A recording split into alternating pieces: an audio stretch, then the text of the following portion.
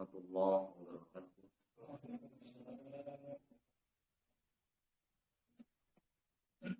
Alhamdulillah, nahmaduhu wa nasta'inuhu wa nastaghfiruh wa na'udzu billahi min shururi anfusina wa min sayyiati a'malina.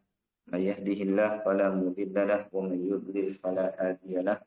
Wa asyhadu an la ilaha illallah wahdahu la syarika lahu wa asyhadu anna Muhammadan 'abduhu wa rasuluhu la nabiyya wa la rasula ba'dahu. Allahumma salli wa sallim ala nabiyyina Muhammad wa ala alihi wa sahbihi wa man tabi'a hudah ila yaumil qiyamah, amma ba'd. Pertama-tama kita panjatkan puja dan puji syukur kehadirat Allah Subhanahu wa taala yang tidak henti-hentinya melimpahkan kepada kita semua nikmat-nikmatnya, terutama adalah nikmat Islam. Demikian pula nikmat taufik, dimudahkan kita oleh Allah Subhanahu wa taala untuk melaksanakan perintahnya seperti salat subuh berjamaah, yang kemudian kita menyempatkan hadir di majelis ilmu yang faedahnya sangat banyak.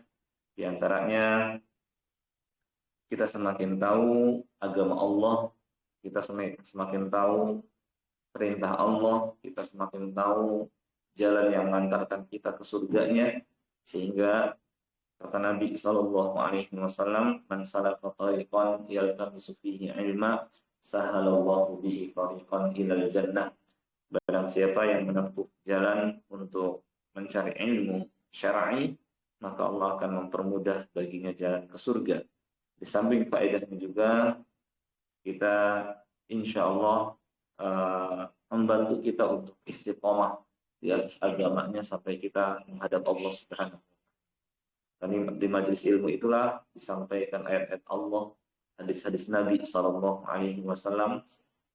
yang memberikan kepada kita tarhib, motivasi dan peringatan, sehingga kita insya Allah istiqomah di atas agamanya. Seperti biasa pada Ahad ba'da subuh pekan pertama kita mempelajari tafsir Al-Quran, tafsir Juz Amma, dan kita masih pada surah Al-Fatihah. Kita terakhir sampai ayat berapa, Pak? Iyyaka na'budu wa iyyaka nasta'in. Tapi kita ayat berikutnya, ayat ihdinas siratal mustaqim, yang akan kita pelajari insyaallah. Ya, saya akan bacakan terlebih dahulu ayatnya. A'udzu billahi minasy syaithanir rajim. Bismillahirrahmanirrahim. Alhamdulillahi rabbil alamin. Ar-Rahmanir Rahim. Maliki yaumiddin. Iyyaka na'budu wa iyyaka nasta'in. Ihdinas siratal mustaqim. Baik. Ihdinas siratal mustaqim. Artinya, tunjukkanlah kami jalan yang lurus. Kalau kita perhatikan siapa susunan surah Al-Fatihah ini, kita mengawali dengan memuja dan memuji Allah Subhanahu. Ya, kita puja-puji Allah, kita sanjung Dia, kita agungkan Dia.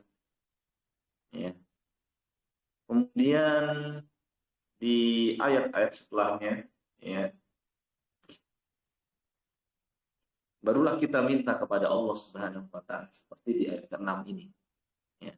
Sebelumnya juga kita mengatakan hanya kepada Engkau ya Allah kami beribadah, dan hanya kepada Engkau lah kami mohon pertolongan. Barulah kita di sini minta kepada Allah petunjuknya, ihdinas siratal mustaqim.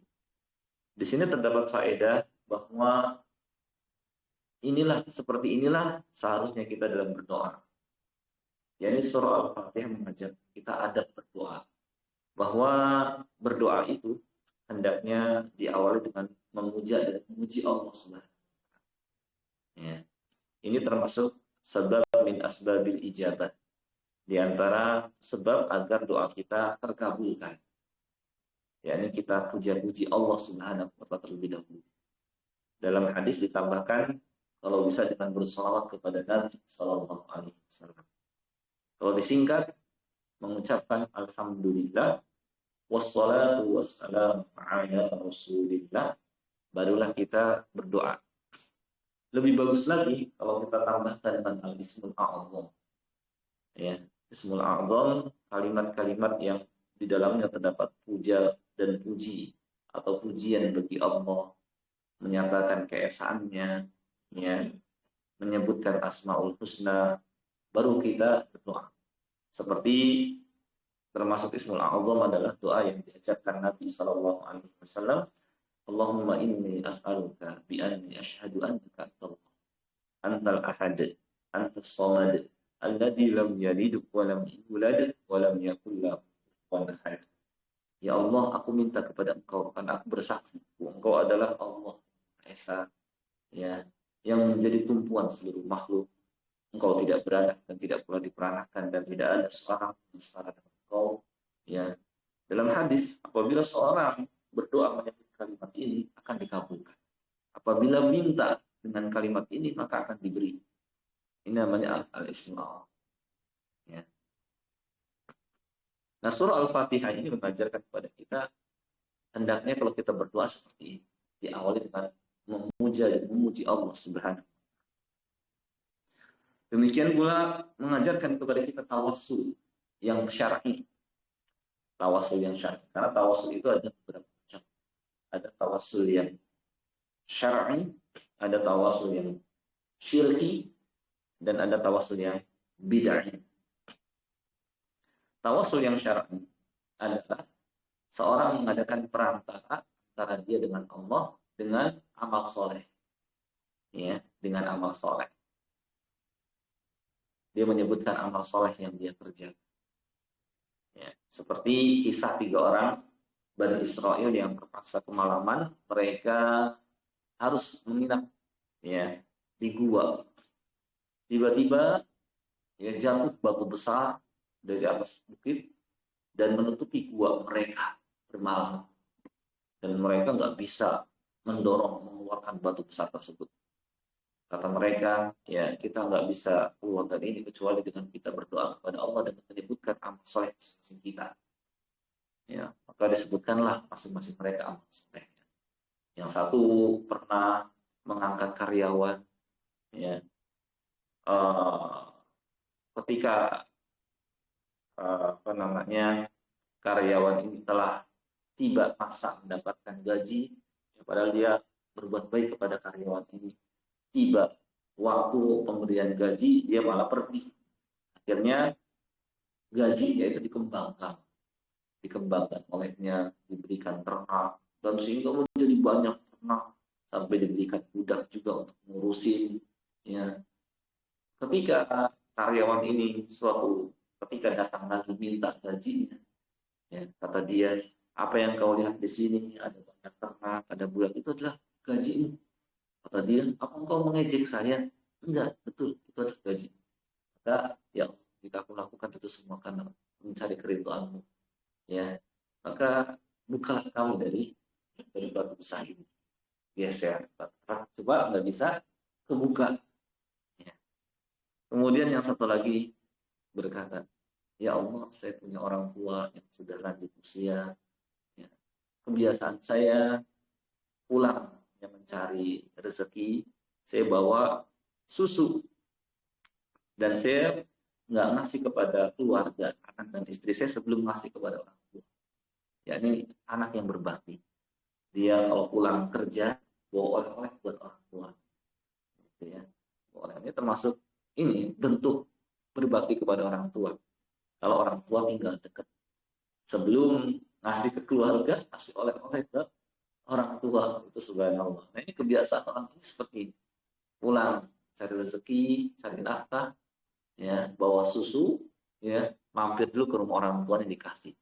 Suatu ketika saya kemalaman pulang, ternyata saya dapati kedua orang tua saya sudah tidur, gitu. Saya biasa nggak akan kasih kepada keluarga sebelum saya kasih. Saya dapati saya nggak enak membangunkan keduanya. Sedangkan anak saya merengek, minta sampai nangis sampai subuh baru bangun. Kemudian saya kasih kepada orang tua dulu pas sudah bangun. Ya Allah, jika yang saya lakukan itu karena mencari keridhaan Engkau, maka bukalah kami dari penderitaan ini, dari batu besar ini. Geser lagi, coba tetap enggak bisa terbuka. Yang satu lagi mengatakan, ya Allah, saya punya sepupu yang saya mencintainya, ya, tapi dia nggak mau sama saya, gitu ya. Nah, suatu ketika ya tiba musim kemarau, musim paceklik, ya panjang, ya, dia datang kepada saya minta bantuan. Tapi ketika itu saya tidak akan mau memberinya sebelum dia mau menyerahkan dirinya kepada saya. Ya, maka karena terpaksa dia akhirnya mau menyerahkan dirinya kepada saya. Ketika saya telah berpuasa kepada, ya, dia pun berkata bertakwa kepada Allah dan jangan apa namanya pecahkan cincin, maksudnya jangan apa namanya sampai ya, kecuali dengan hak dengan menikah gitu ya. Akhirnya dia pun ingat bertakwalah kepada Allah. Saya merinding ketakutan dan kemudian saya pergi meninggalkannya. Ya, ya Allah, jika yang saya lakukan itu karena Engkau ya Allah, bukalah kami dari ya batu besar ini. Maka ya, hadis ini mengajarkan kita tawasul yang syar'i, menyebutkan. Dan surah Al-Fatihah juga ya mengajarkan kepada kita tawasul yang syar'i. Iyyaka na'budu wa iyyaka nasta'in. Dengan tawasul yang syar'i bukan Pak. Tawasul yang syar'i. Ya. Termasuk tawasul yang ya Allah, Engkau adalah Ar-Razzaq, Maha Pemberi rezeki, maka berikan kami rezeki. Kami sedang kekurangan rezeki. Gitu ya. Ya Allah, Engkau mampu, ampunilah kesalahan kami. Ya, innaka antal ghafurur rahim. Gitu. Allahumma innaka anta at-tawwab. Tub alaina, terimalah tobat kami. Nah, ini termasuk tawasul yang syar'i. Demikian pula lewat doa orang soleh. Ya, cuma tetap lebih utama langsung kepada Allah. Cuma boleh, ya. Misalnya kita lihat ada orang soleh atau dulu Bani Israel, ya mereka kepada Nabi Musa datang. Qalu du'una rabbaka. Mereka berkata, berdoalah kepada Rabb untuk kami. Nah, ini boleh tawasul yang syar'i. Dulu para sahabat datang kepada Nabi Muhammad SAW. Di antara mereka ada yang ketika beliau sedang khutbah, ada orang Badui. Wahai Rasulullah, halakatil amwal, harta telah binasa, wan qata'atis subul. Jalan-jalan untuk mendapatkan rezeki telah terputus, ya, dan hewan ternak pun telah habis. Ya, berdoa kepada Allah untuk kami agar dia menurunkan. Nah, ini boleh. Ya, dengan syarat ya masih hidup langsung di hadapan. Ya, tidak sudah meninggal, tidak orangnya nggak ada di depan, gitu. Makanya harus di tempat, betul. Karena kalau misalnya kita berdoa kepada wali, misalnya walinya nggak ada, syirik. Yang minta kepada wali, misalnya apa namanya, ya sama seperti orang-orang musyrik. Ya, mereka adakan perantara antara mereka dengan Allah kepada patung dan berhala. Atau mereka meskipun masih hidup juga nggak boleh. Ya, kecuali kalau langsung di hadapan. Orang soleh cuma kadang-kadang orang kan apa-apa dianggap wali. Padahal orang kalau kita ingin menentukan wali, kalau madhabnya Syafi'i, jangan benarkan menganggap dia sebagai wali sampai kau cocokkan keadaannya dengan kitabullah dan sunnah Rasulullah SAW. Jika engkau melihat idza ra'aita ar-rajul yahwi ala yamshi ala al-hawa atau alal ma, jika engkau melihat ada seorang yang terbang di atas udara atau berjalan di atas air, maka jangan kau benarkan dakwah dia sebagai wali sampai kau cocokkan keadaannya dengan kitabullah dan sunnah Rasulullah SAW. Ya, kalau umpamanya dia bisa macam-macam, terbang di udara, kemudian berjalan di atas air, terus kemudian apa namanya panjang. Nah, ini berarti dia bukan wali, ada akwal syaitaniyah dari setan. Semua orang-orang ya karena Allah, ya karena apa namanya bodoh. Kalau belajar mazhab Syafi'i nggak akan seperti itu. Imam Syafi'i Imam Ahli Sunnah wal Jamaah. Ya. Nah, ini Ayat surah Al-Fatih mengajarkan kepada kita tawasul yang syar'i. Kalau tawasul yang syirki, seperti tawasulnya orang-orang musyrik yang mereka mengatakan eh, kami ini orang-orang yang banyak dosa, nggak pantas langsung minta kepada Allah. Ya, maka kami adakan perantara antara kami dengan Allah dengan minta kepada patung-patung dan berhala agar mereka menyampaikan hajat kami kepada Allah. Tawasul yang syirik. Tawasul yang syirik. Makanya mereka mengatakan, mana buduhum. Kami sebenarnya nggak menyembah mereka. Illa liqarribuna ila Allahi zulfa. Melainkan agar patung-patung dan berhala itu mendekatkan kami, mengantarkan hajat kami kepada Allah. Dan mereka membuat perumpamaan. Kalau kepada pemerintah, kepada apa penguasa saja, kita nggak bisa langsung supaya dipenuhi permintaan kita, kita mengadakan perantara dan demikian pula kepada Allah. Ya ini yang menyamakan Allah dengan makhluk, nggak boleh seperti itu. Padahal Allah berfirman, wa idza sa'alaka 'ibadi 'anni fa inni qarib. Apabila hamba-hambaku bertanya tentang kepadamu tentang aku, katakan aku maha dekat. Puji budak dan aku mengabulkan doa orang yang minta atau berdoa kepada jika ada saat dia berdoa kepada. Ayat ini mengajarkan kita nggak perlu mengadakan perang. Ini tawasul yang syirik. Ada juga tawasul yang bid'ah.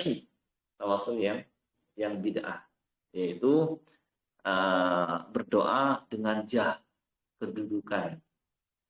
Misalnya bijahin Nabi, dengan kedudukan Nabi Sallallahu Alaihi Wasallam, atau dengan kedudukan ahli Badar, bi ahli Badr ya Allah. Itu ahli Badar itu. Ya itu nggak ada contohnya seperti itu dari Nabi. Salam. Salatullah salamullah ala toha Rasulillah. Salatullah salamullah. Apa? Di situ ada salam badar di ahli badr ya Allah, dengan perantaraan para apa namanya yang hadir dalam perang Badar. Gitu. Ya ini awasnya yang bid'ah. Iya, ya bid'ah. Bid'ah haram. Gitu. Gitu. Kadang-kadang orang anggap oh nggak ada salah. Gara-gara mengatakan bid'ah itu boleh dalam agama. Jadi rusak agama ini. Macam-macam. Yang paling ya kelompok yang mungkin paling banyak, yang mungkin banyak macam-macamnya itu yang mengatakan bid'ah itu boleh atau ada hasanah. Itu paling rusak nanti. Sehingga di antara mereka saya pernah hadir, biasanya agak agak mendingan. Tapi ketika saya hadir lagi di satu masjid, sekarang imamnya pakai langgamnya langgam Jawa lagi, sholatnya. Subhanallah. Itu saking membolehkannya bid'ah. Macam-macam. Ya Allah.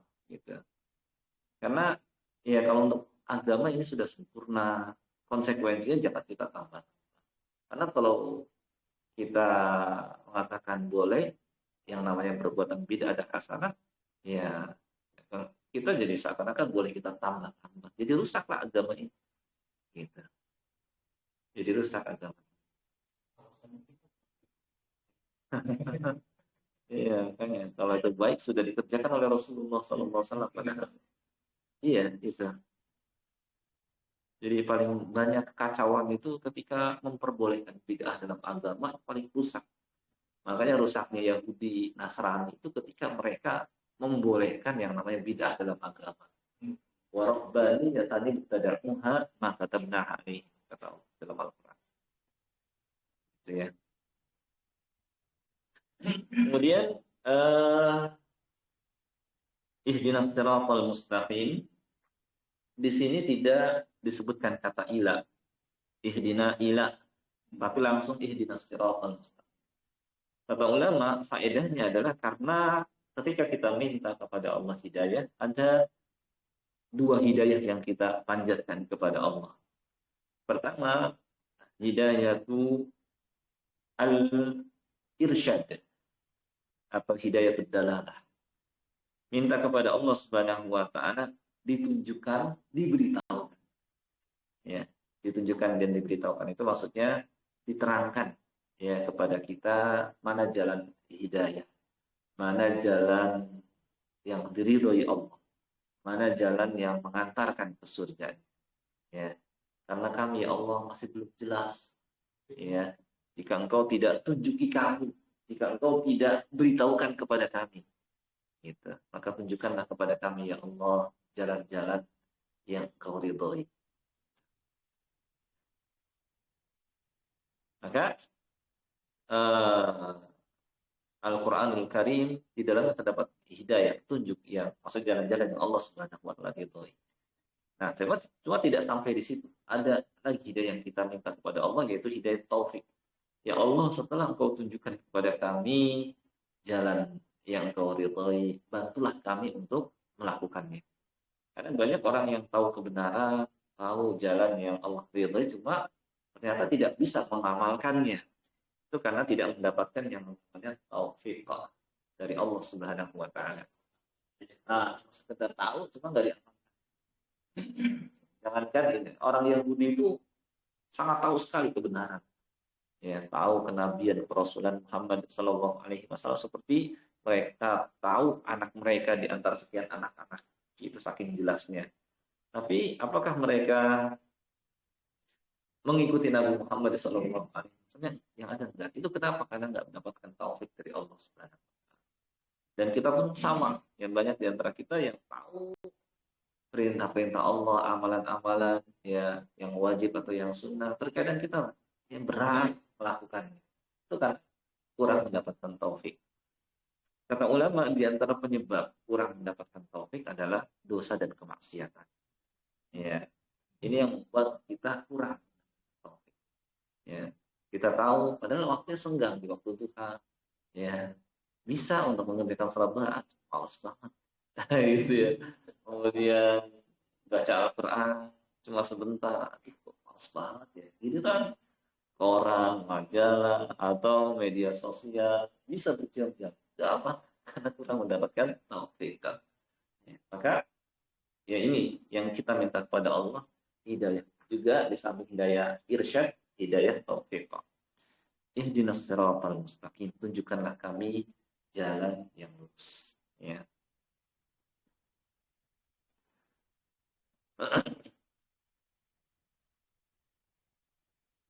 Apa yang dimaksud dengan jalan yang lurus?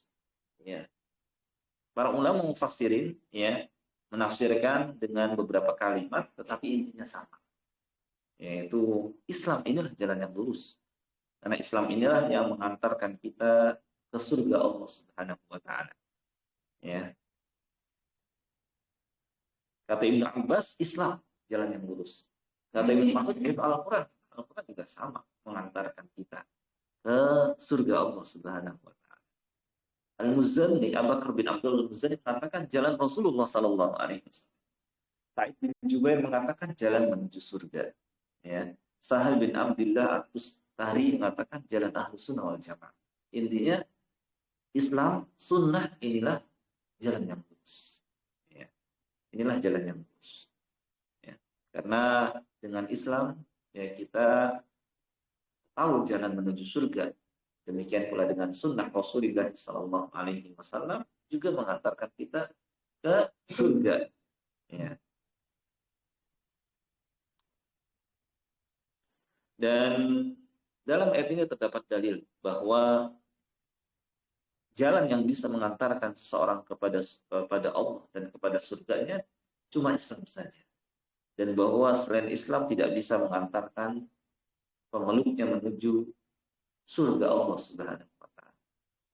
Ya, berdasarkan firman Allah, "Wa may yabtaghi ghairal islami dinan fala yuqbal min wa huwa fil akhirati minal khasirin." Barang siapa mencari agama selain Islam, maka tidak akan diterima agama itu daripada ya, dan dia di akhirat termasuk orang-orang yang rugi. Ya. Dari sini kita ketahui hanya satu jalan yang bisa mengantarkan kita ke surga Allah, yaitu Islam. Dan bahwa agama-agama selain Islam tidak bisa mengantarkan. Oh, kok gitu banget? Kok cuma merasa benar sendiri? Ya, karena kebenaran dari Allah. Al-haqqu minallah. Ya, kebenaran dari Allah. Gitu ya. Dan Allah hanya ridho agama Islam. Kok cuma Islam doang diridhoi Allah? Iya, karena Islam isinya tauhid. ya, menyembahnya kepada Allah, dan Allah ya inginkan seperti itu. Allah ingin hamba-hambanya semuanya menyembahnya kepada. Sedangkan agama selain Islam terdapat kesyirikan dan kekufuran, sedangkan Allah nggak ridho disekutukan. Wala yardha li ibadihi kufur. Nggak ridho kan kekafiran atau kemusyrikan. Ya, siapa yang ridho disekutukan, maksudnya kalau seorang sudah kasih banyak pemberian kepada seseorang, kemudian yang disyukuri malah selainnya, Allah nggak ridho disikapi seperti oleh hamba. Ya, yang disembah malah selainnya, pada nikmat terus dia curahkan, dia limpahkan kepada mereka, tapi yang disyukuri malah selainnya, yang disembah malah selainnya, sedangkan selainnya tidak berkuasa apa, gitu ya. Dan mereka berdalih lagi, bukankah jalan di dunia saja kalau kita mau ke sebuah tempat banyak jalan kok menuju tempat tersebut, ya kita mau ke musola ini ada banyak jalan gitu ya, kalau jalannya dibuka, kayak gitu. Kita katakan iya banyak kalau jalannya dibuka. Kalau jalannya ditutup ya nggak bisa, cuma ada satu jalan aja gitu. Sama seperti, maksudnya apa namanya, kita mau kemana, kita mau ke Pemda, ada banyak pintunya, ada pintu timur, pintu barat, pintu utara, pintu selatan. Ya, kalau semuanya dibuka, bisa lewat jalan-jalan itu. Mau lewat pintu timur, mau lewat pintu apa namanya, barat, utara, selatan. Cuma kalau ya pihak Pemda untuk keamanan, maka semua pintu ditutup, yang dibuka cuma pintu barat, nggak bisa kita paksakan diri. Ya, demikian pula surga punya Allah. Kalau seandainya Allah membuka semua pintu, semua jalan, bisa kita lewat jalan dan pintu mana saja.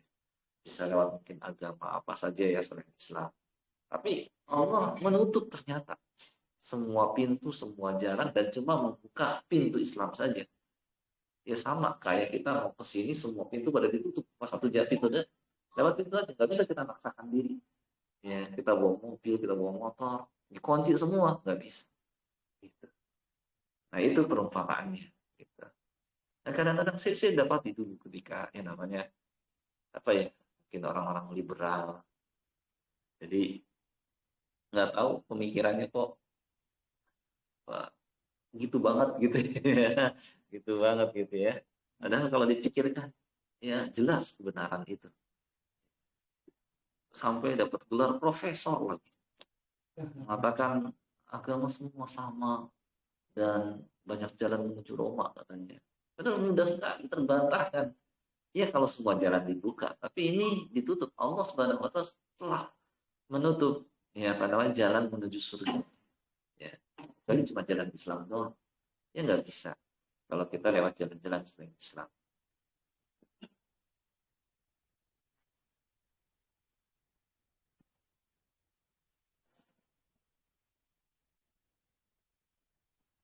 Kemudian ada hadis yang menyebutkan secara tegas tentang jalan yang lurus.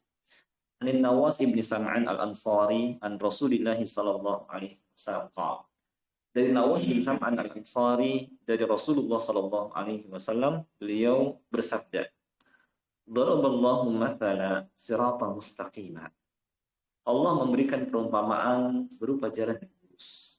Jalan yang lurus. Wa ala janbatay sirat surat. Kemudian di samping jalan yang lurus ini, kanan dan kirinya ada dua pagar. Ya, ada dua dinding, dua dinding. Abwabun fihi ma abwabun mufattahah. Di situ ada pintu yang terbuka, ada pintunya juga, ada pintu yang terbuka. Ya, wa alal abwabi sutur, dan di atas pintu itu ada tirai ya yang menjulur ke bawah, murhaq. Wa ala babis sirat da, ya. Sedangkan di ujung penyeru, maksudnya di hadapannya. Ya, ayyuhan nas udkhulus sirat jami'a.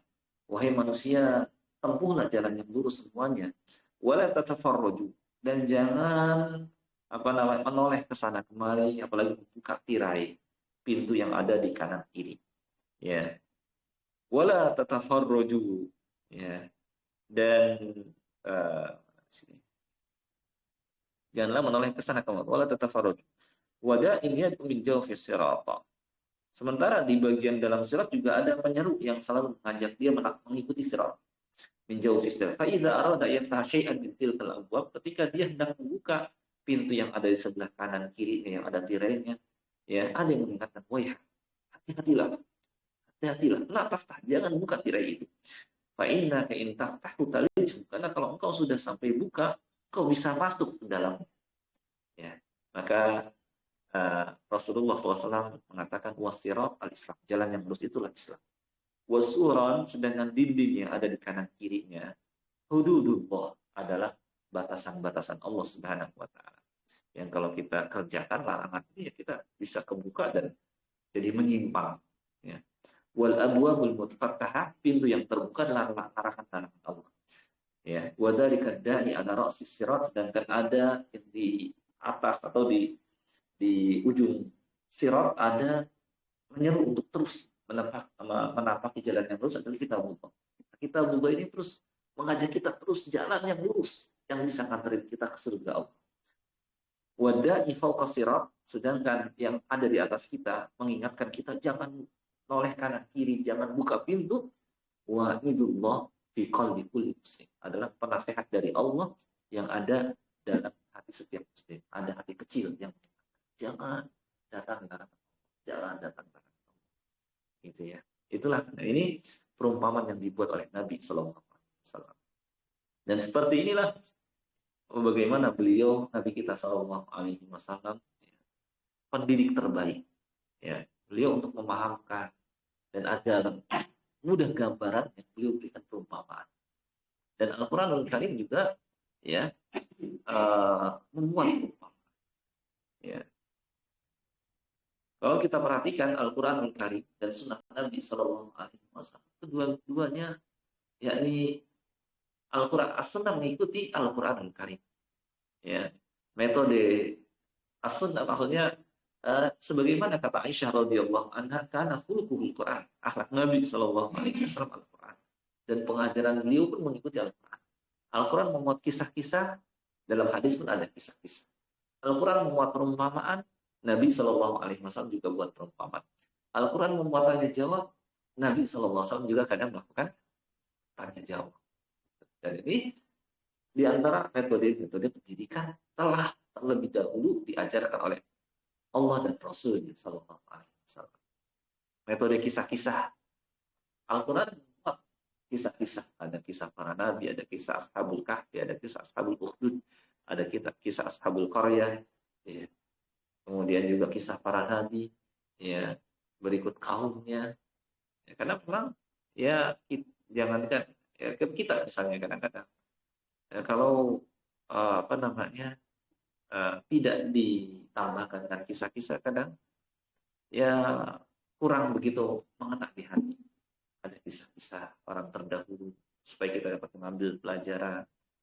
Ya, saya kadang-kadang kalau ngajar ke anak-anak saja, ya, hari ini mau apa? Pasti mereka cerita, Ustaz. Nah, itu menunjukkan manusia, tabiat dan fitrahnya mereka senang dengan kisah-kisah agar mereka dapat mengambil pelajaran. Kemudian metode perumpamaan, Al-Quran banyak penuh dengan perumpamaan. Ya. Seperti innallaha la yastahi an yadriba mathalan ma ba'udah fama fawqaha. Allah tidak mau malu membuat perumpamaan dengan seekor nyamuk atau lebih kecil daripada itu. Ya. Dan hewan-hewan yang Allah Subhanahu wa taala sebutkan dalam Al-Qur'an itu menakjubkan yang kalau kita teliti. Ya. Kayak nyamuk saja punya mata sampai ribuan gitu ya, kalau diteliti. Iya, sekecil itu punya segitu. Ya, itu kan menunjukkan kehebatan Allah Subhanahu wa taala. Ya, Allah nggak mau. Kadang-kadang kasih perumpamaan kayak misalnya ketika menceritakan kisah Qabil dan Habil, ya, itu Allahu ghuraba, Allah kirimkan kepada Qabil seekor burung gagak untuk mengajari kepada Qabil bagaimana cara menguburkan jasad saudara yang telah dia digali tanah, setelah itu baru dimasukkan, ya, ya, setelah itu baru dimasukkan apa namanya mayit, gitu ya. Bisa silahkan lihat di Google kalau emang mau gitu ya. Burung mana yang paling cerdas? Kita akan tahu burung gagak. Itu makanya Allah ketika pakai ya, burung gagak, sudah memberikan contoh itu ya. Saya lihat ternyata di antara sekian burung yang paling cerdas itu burung gagak. Sampai Allah kirimkan burung gagak kepada kaum untuk ngajarin bagaimana nguburin jasad saudaranya. Gitu ya. Iya. Iya. Khurafat. Nah itu ya. Ah, padahal banyak pelajaran di alam semesta ini ya. Nah, kemudian lagi ketika Allah memberikan perumpamaan patung-patung dan berhala. Mathalul ladzina takhadhu min dunillahi awliya kamathalil ankabuti takhadhat baita. Perumpamaan mereka yang mengambil selain Allah sebagai pelindung ya. Ya. Kamathalil ankabuti takhadhat baita, seperti laba-laba yang membuat rumah. Di sini Allah pun menggunakan kalimat yang Masya Allah menakjubkan sekali. Allah menggunakan tak taknis dalam bahasa Arab itu taknis tak yang biasa digunakan buat bentuk kata perempuan. Ankabut itu dalam bahasa Arab mudzakkar. Biasa digunakan hadza ankabut, dzalika ankabut. Ini laba-laba, itu laba-laba. Tapi kalau di sini Allah menggunakan taknis, seakan-akan hadhihi ankabut, ya. Kama talil ankabuti takhadat baita. Kayak misalnya kan kalau qala itu kan laki-laki. Ya, qala Rasulullah sallallahu alaihi wasallam. Kalau Aisyah qalat Aisyah. Nah, gitu. Nah, ini untuk laba-laba yang biasa dipakaikan kalimat mudzakkar, tapi ini dipakaikan kalimat muannas. Karena talil ankabuti takhadat baita, seperti laba-laba yang membuat rumah. Ternyata setelah diteliti di antara apa maksudnya laba-laba yang bisa membuat rumah adalah laba-laba betina. Maka Allah tambahkan tak sukun di situ. Karena halil ankabut takhadat baita. Ya. Karena kalau laba-laba jantan kali cuma apa benang-benang doang. Ya nggak bisa buat rumah cakep rapih gitu. Memang yang biasa ngurus rumah tangga ya ibu-ibu maksudnya yang rapi ya. Laki-laki kalau bapak-bapak sibuk di luar nggak rapi kalau ngurusin rumah ya. Ya hewan pun sama yang rapi buat rumah ya itu laba-laba jantan apa betina. Kalau jantan nggak bisa bikin rumah kayak begitu rapi. Yang bisa ngerapiin rumah itu ibu-ibu. Ya kan? Nah, hewan pun sama yang bisa bikin rumah rapih gitu ya. Itu laba-laba betina. Kama ankabut takhadat baita. Wa inna awhanal buyut la baitul ankabut. Tetapi rumah yang paling lemah adalah rumah laba-laba. Ya, karena keadaannya paling mudah ya, dia dihancurkan ya. Kemudian tidak melindungi panas terik matahari, tidak melindungi dari hujan juga gitu. Nah, seperti itulah yang mereka yang mengambil selain Allah ya sebagai pelindung, nggak bisa melindungi dia dari bahaya, memberikan manfaat. Coba lihat patung dan berhala, apa bisa melindungi penyembahnya dari musibah? Nggak bisa apa-apa. Gitu. Ya sama seperti berlindung di balik rumah laba-laba. Ada panas, kena panas. Ada hujan, kena hujan. Ini Al-Quran penuh dengan perumpamaan. Supaya manusia semakin cerdas. Gitu ya. Hanya Al-Quran saja dan Islam saja yang membuat akal manusia semakin cerdas. Gitu ya. Berpikir, afala ta'qilun, afala tadzakarun, afala tatafakkarun. Gitu. Ya. Makanya Al-Quran yang membuat ya pikiran kita semakin cemerlang, cerdas, dan nggak akan selamanya bertentangan Al-Quran dengan wahyu dengan akal. Ya, cuma orang-orang yang akalnya nggak sehat, ya gitu, akalnya nggak sehat kalau mengatakan antara wahyu dengan akal bertentangan. Enggak, bahkan dengan wahyu semakin terang, ya semakin cerdas seseorang berpikir. Bahkan diumpamakan antara wahyu Al-Quran dan As-Sunnah dengan akal itu seperti mata dengan cahaya. Mata tidak bisa melihat area sekitarnya. Meskipun aslinya mata itu digunakan untuk melihat. Tapi nggak mungkin bisa melihat area sekelilingnya kalau nggak ada cahaya. Nah, seperti itulah wahyu. Dengan wahyu, maka pikiran seorang semakin bisa memandang dengan jelas, terang. Gitu. Ya. Maka nggak boleh, istilahnya kita mengandalkan akal semata. Ya. Apalagi untuk mengenal hakikat ketuhanan, mengenal hal-hal gaib apa bisa.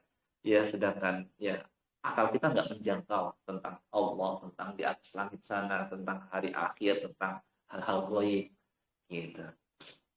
Maka ini butuh wahyu yang membimbing.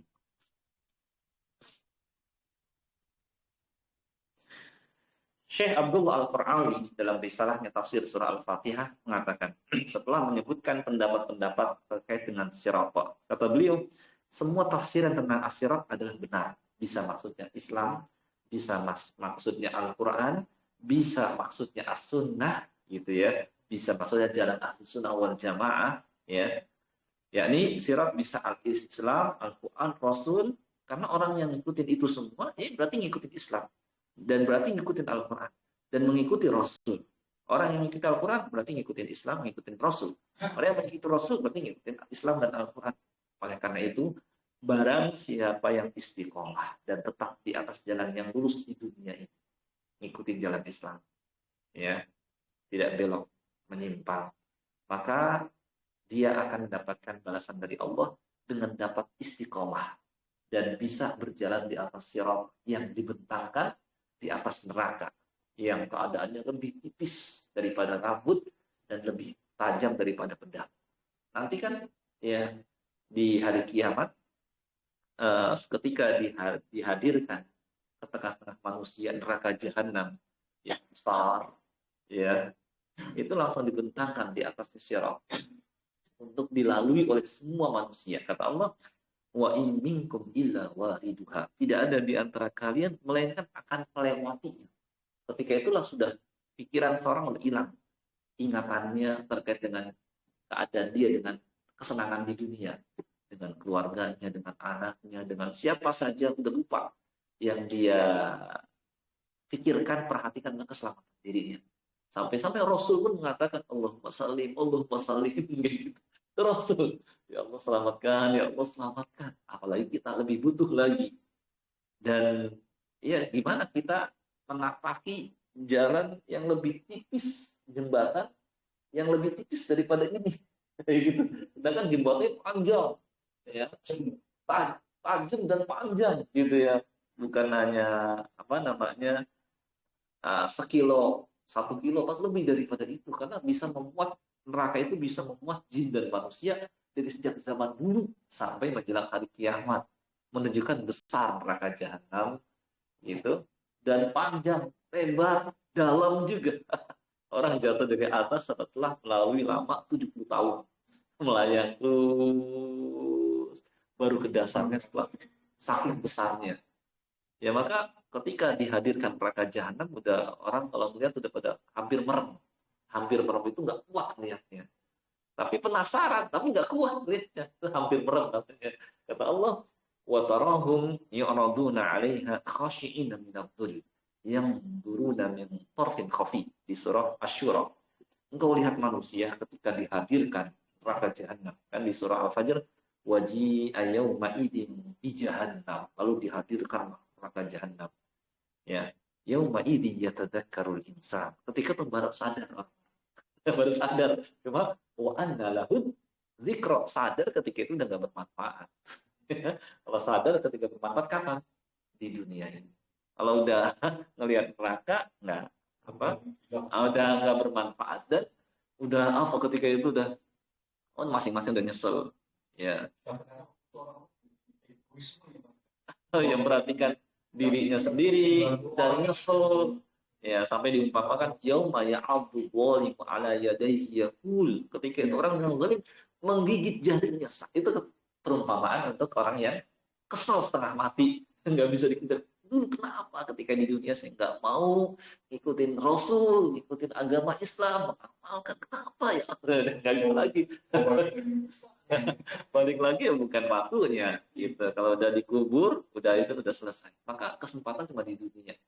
Udah meninggal, udah bukan kesempatan lagi. Maka naudzubillah min dzalik, dari mereka yang meninggal dalam keadaan di atas kekufuran. Iya itu. Ya, makanya udah nggak bisa kita kalau mengandalkan kemampuan diri kita ngelewatin sirat, Pak. Ya, kecuali dengan pertolongan dari Allah. Allah akan nolong kalau kita punya amal soleh ketika di dunia. Ya. Dan ketika itu manusia ada yang melewatinya secepat kilat. Ya, ya seperti para nabi itu cepat melewatinnya. Ada yang seperti angin berhembus, ada yang seperti naik kuda, ada yang berlari, ada yang berjalan, dan banyak di antara mereka yang terjatuh. Ya, nah, nasallallahu alaihi wasallam. Ya. Baru jangan sampai setengah, pinggir udah jatuh orang, tipis, nggak ada pegangan, gitu ya. Kita jalan di bawahnya tinggi sekali, seakan di atas benang.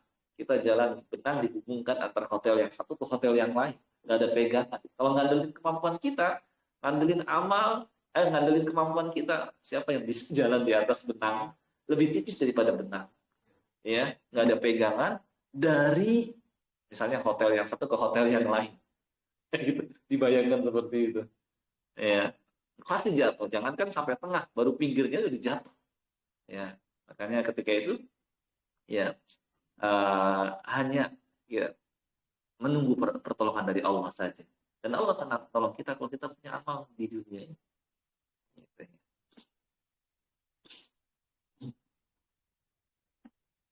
Kata Imam Ibnul Qayyim rahimahullah, ya, sejauh keteguhan seorang hamba di atas jalan yang Allah gariskan dalam kehidupan di dunia, ya, ketika seorang istiqomah teguh di atas agama Allah, maka sejauh itu pula keteguhannya di atas jembatan yang dibentangkan di atas neraka jahanam. Ya, bagaimana perjalanan seorang hamba di atas jalan yang Allah gariskan, maka sesuai itu pula keadaannya di perjalanan nanti di atas jembatan.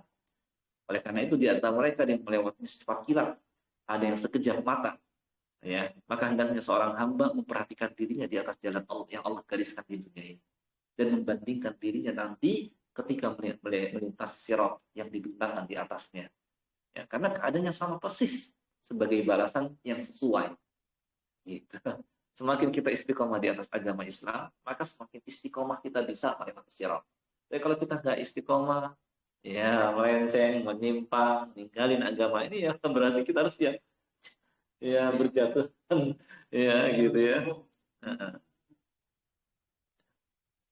Nah ini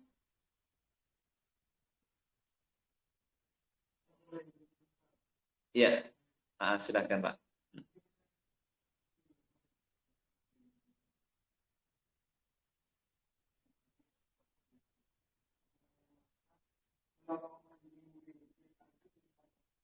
Betul. Iya, itu ada dasarnya dari hadis Nabi Shallallahu Alaihi Wasallam.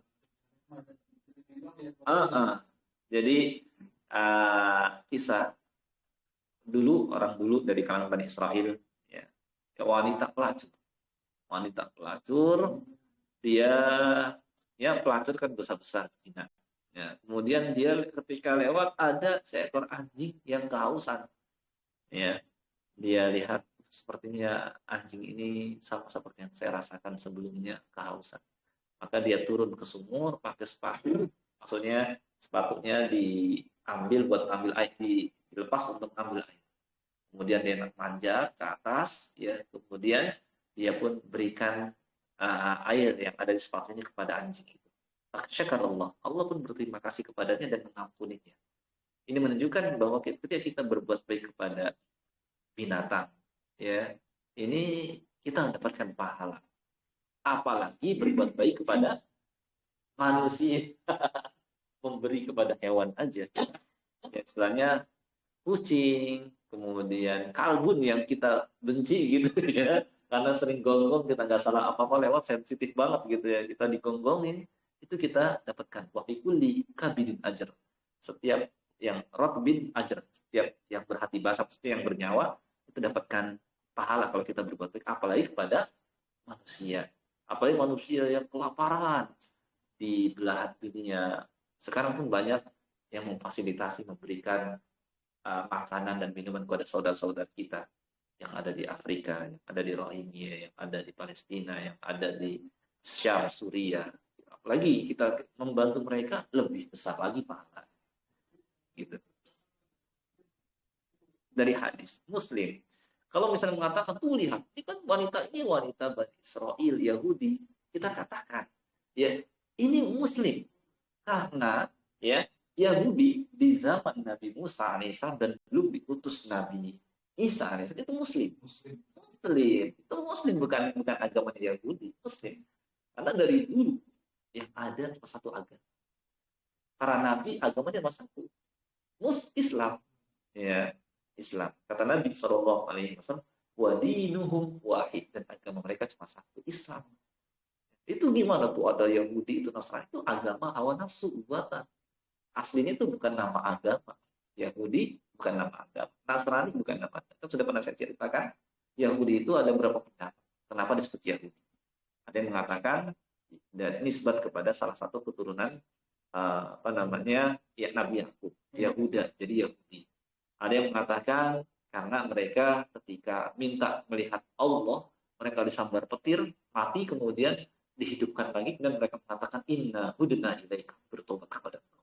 Ada yang mengatakan karena mereka yatahawadun, karena mereka ketika sholat di hadapan haikal Sulaiman, ya baca Taurat, mereka goyang-goyang, yataharrafun. Disebutlah Yahudi. Ini bukan nama agama. Awalnya Islam.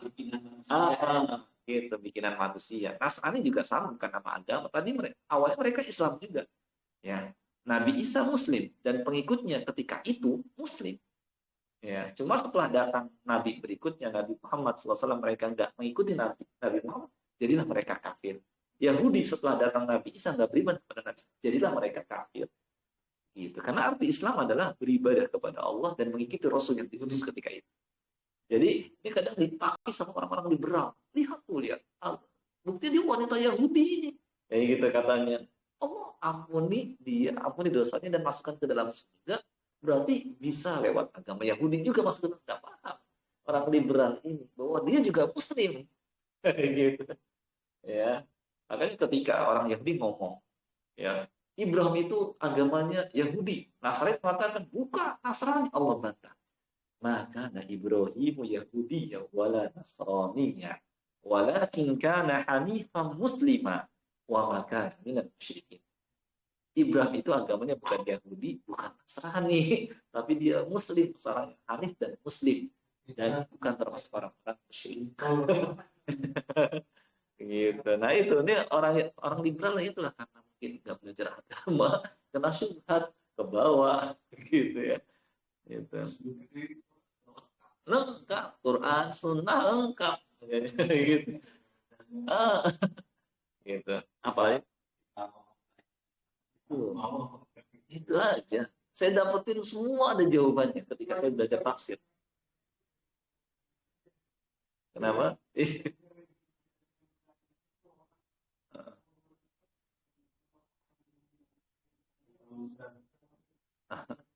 Iya betul. Ini menunjukkan ya. Istilahnya hadis ini memberikan faedah, jangan kita remehkan berbuat baik meskipun kecil. Kita la takiranna minal ma'ruf syai'a. Iya, kata Nabi SAW, jangan engkau remehkan perbuatan baik meskipun kecil. Iya, jangan remehkan. Meskipun kita bahkan dalam hadis riwayat Muslim, kata Nabi Shallallahu Alaihi Wasallam, ra'aitu fil jannah rajula. Saya melihat di surga ada seorang yang yataqallab fil jannah, mondar-mandir menikmati pemandangan surga. Karena apa dia masuk surga? Fi syajaratin qata'aha fi thariq. Karena sebab ketika di dunia menyingkirkan pohon ya yang mengganggu orang jalan. Itu cuma karena itu doang. Karena dia ikhlas di sana, ingin supaya orang lain bisa lewat. Apalagi kalau ada lubang-lubang, kita tambel, itu kan orang lain nyaman, nggak kesandung, nggak jatuh, nggak tergelincir, kita dapat pahala. Ada pohon yang merintangi jalan, kita potong, tebang, kita dapatkan pahala. Yang kita anggap remeh itu. Gitu. Nah, iya, silakan. Iya.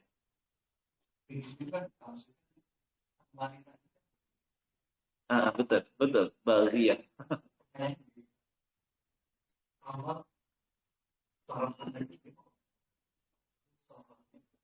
Betul.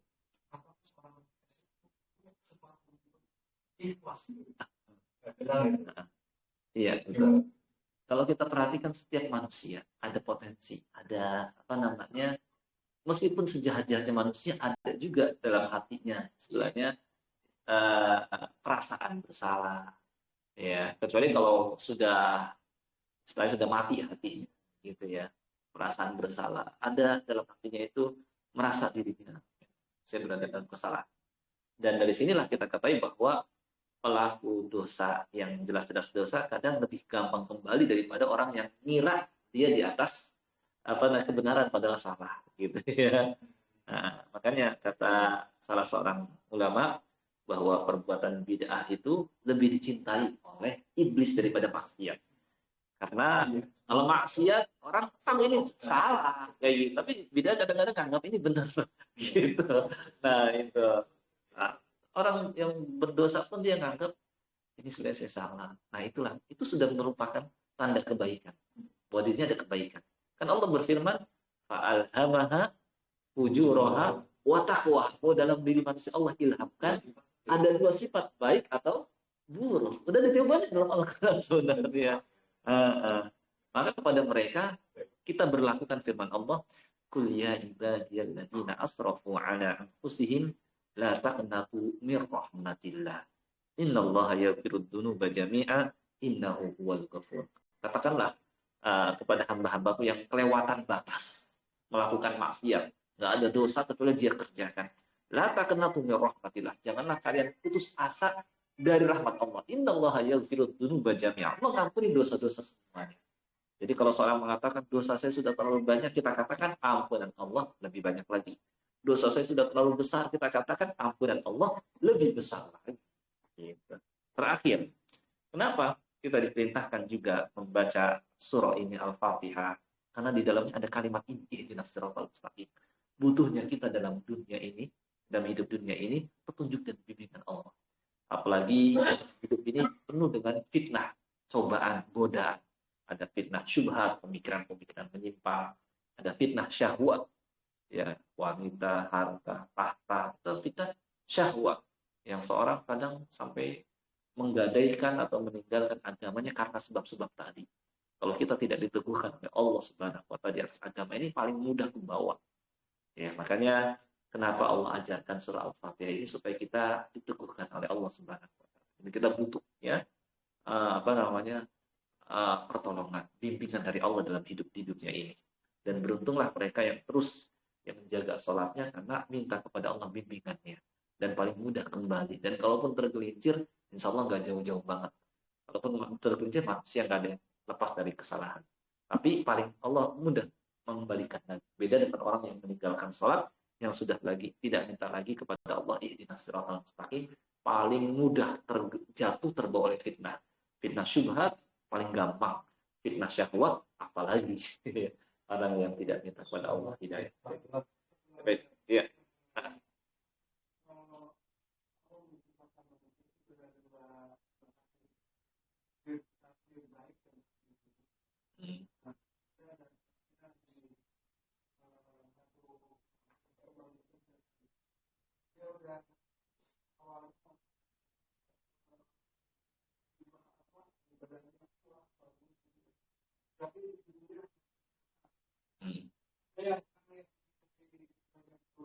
Tapi ujung-ujungnya masuk surga. Itu gimana? Iya. Ya. Allah Subhanahu wa taala ketika menetapkan takdir, dia tahu keadaan hamba. Dia maha bijaksana, dia nggak begitu saja orang yang baik. Allah yang berbuat baik, Allah akan arahkan kepada kebaikan. Kalau orang ini malah diarahkan ke neraka, berarti ada masalah pada orang ini. Bisa jadi dia berbuat baik, tapi niatnya nggak baik. Ya, kalau kita lihat lengkap hadis tersebut, ya, dia itu orangnya jaim, jaga image, gitu ya. Aslinya dia nggak begitu, tapi dia ingin memperlihatkan kepada manusia sebagai orang baik. Maka di akhir hayat Allah perlihatkan keadaan yang sebenarnya. Akhirnya fayak malubi amalin ahli nar.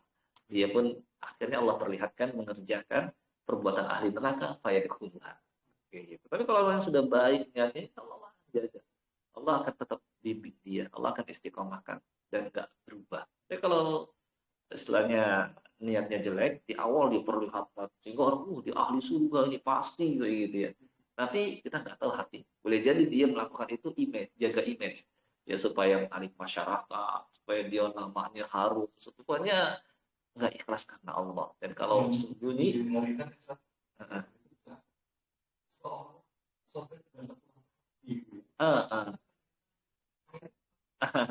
hatta ma yakuna bainahu wa bainaha illa dirham, kata Nabi. Jarak antaranya cuma sehasta, cuma sedikit gitu. Masuk udah.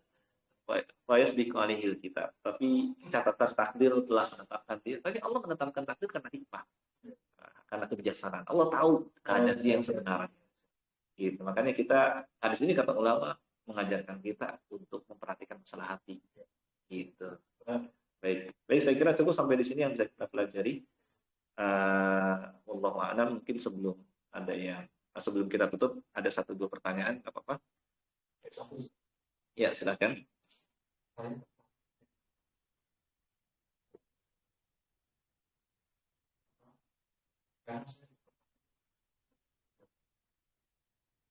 Fenomena ibu mau diekspos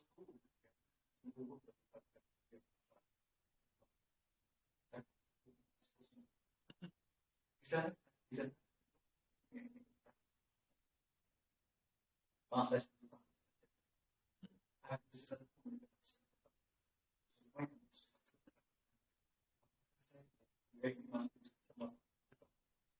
masih kalau yang namanya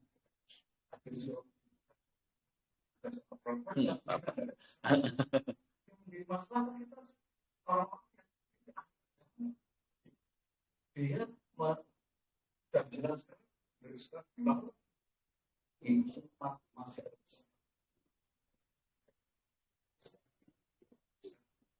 kalau saya bertanya seperti usaha pasti mereka tahu karena peristiwa dua maksud Kenyataannya begitu. Ya, ya kita pertama sampaikan kepada anak kita prinsip bahwa surga hanya diperoleh bagi orang-orang yang di atas agama Islam. Karena Allah tidak menerima agama selain Islam. Gitu. Kalau ada yang membenarkan bahwa bisa, berarti dia orang yang bisa dianggap paham agama atau dia meninggalkan agama. Dia seperti dulu ada namanya Bal'am bin Ba'urah. Bal'am bin Ba'urah itu orang yang di zaman Nabi Musa alaihissalam. Awalnya dia orang soleh, berilmu juga lagi, kayak gitu, dan mendukung Nabi Musa. Bukan gagal paham sih, meninggalkan. Meninggalkan. Kata Allah, "Watlu alaihim naba allazi atainahu ayatina." Beritakanlah kepada mereka tentang orang yang sebelumnya kami ajarkan ilmu kepadanya.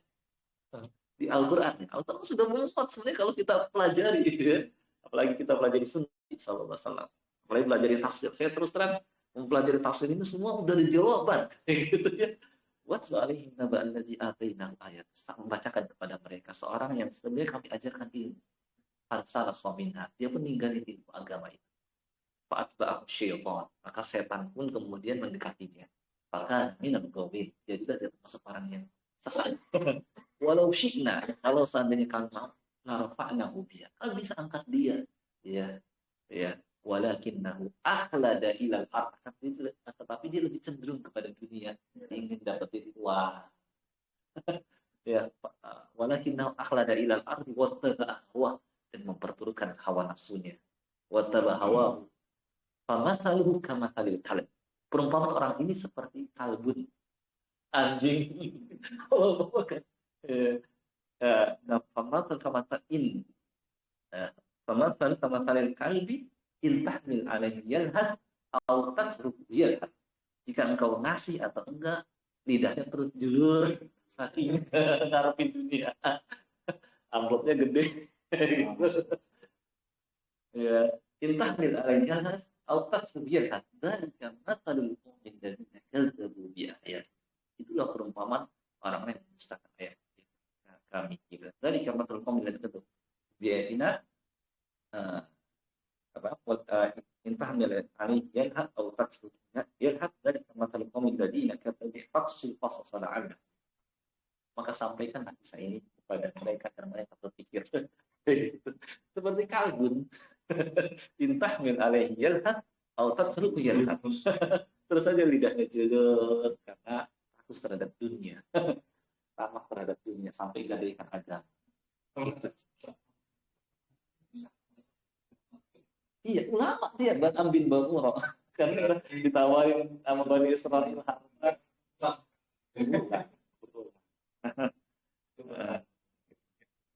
Baik, mungkin cukup ya Pak ya, karena waktu sudah semakin siang. Ini yang bisa kita pelajari, yang benar datang dari Allah Subhanahu wa taala, yang keliru dari saya sendiri. Saya minta maaf kepada Allah dan mohon maaf. Kita tutup dengan doa kafaratul majlis.